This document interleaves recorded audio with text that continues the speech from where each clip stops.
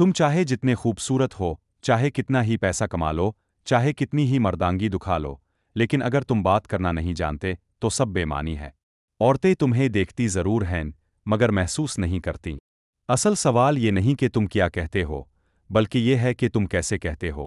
क्योंकि असल ताकत लफ्ज़ों में नहीं, तुम्हारे अंदाज में छपी होती है। आज मैं तुम्हें वो फिन बताऊंगा जो मुक्कावैली जैसे लोग जानते थे।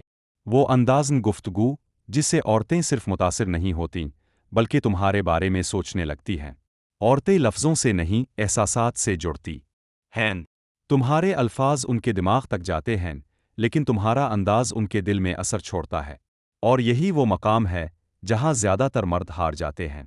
वो लाइनें याद करते हैं, शायरी सुनाते हैं, ज़रूरत से ज़्यादा बोलते हैं। लेकिन मुक्कावैली कहता है, जो शख्स हर बात वाज़े कर देता है, वो अपनी कमज़ोरी ज़ाहिर कर देता है। पहला उसूल समझो, कम बोलो मगर गहराई से बोलो। जब तुम हर सवाल का फ़ौरन जवाब नहीं देते और खामोश रहते हो, तो तुम्हारी नज़रें बहुत कुछ बयान करती हैं। राज एक ऐसी चीज़ है जिसकी तरफ औरत सबसे ज़्यादा खिंचती है। मुक्कावैली की सबसे बड़ी चाल यही थी कि सामने वाला इसे मुकम्मल तौर पर ना समझ सके। इसकी गुफ्तगू की 3 सतहें थीं। पहली वो जो सब सुनते थे, दूसरी वो जो सीधा दिल में उतरती थी, तीसरी वो जो सामने वाले के ज़हन पर असर डालती थी।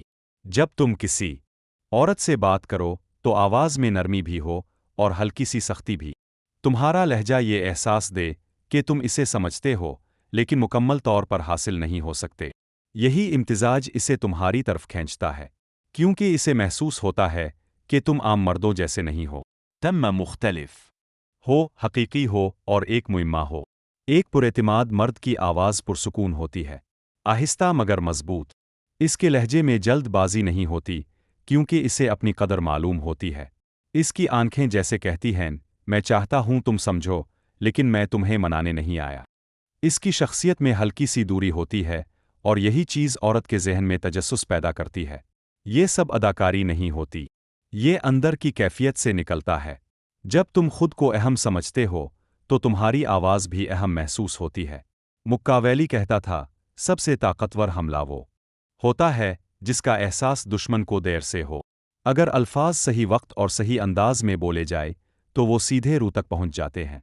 अगर तुम मुसलसल बोलते रहो, तो लोग तुम्हें आम समझने लगते हैं।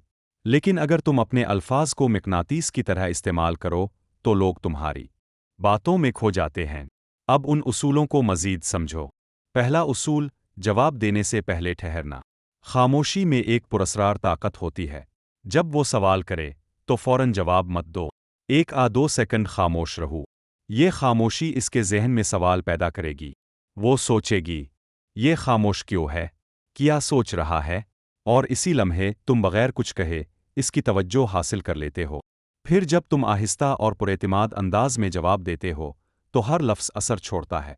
दूसरा उसूल, अपनी आवाज़ को नर्म मगर मजबूत बनाओ। ऊंची आवाज़ ताकत नहीं दिखाती, बल्कि बेचैनी ज़ाहिर करती है। एक हकीकी मर्द आहिस्ता बोलता है, क्योंकि इसे मालूम होता है कि इसकी मौजूदगी ही काफ़ी है।